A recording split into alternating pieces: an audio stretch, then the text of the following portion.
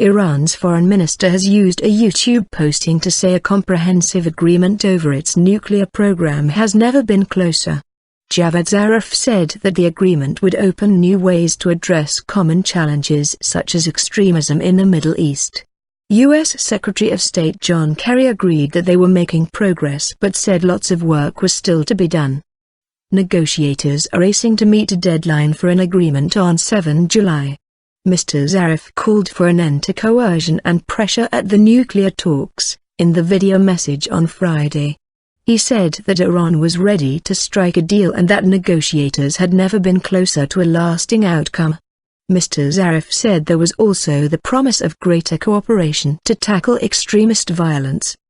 The menace we're facing, and I say we, because no one is spared, is embodied by the hooded men who are ravaging the cradle of civilization. To deal with this new challenge, new approaches are badly needed, he said.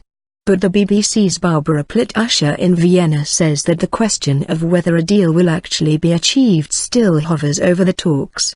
The so-called P5+1 group, the US, UK, France, China and Russia plus Germany, wants Iran to scale back its sensitive nuclear activities to ensure that it cannot build a nuclear weapon. Iran, which wants international sanctions that have crippled its economy lifted in exchange, has always insisted that its nuclear work is peaceful.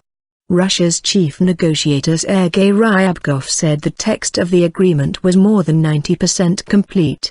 Some of the major sticking points have included the timing of sanctions relief and the question of access for UN nuclear inspectors.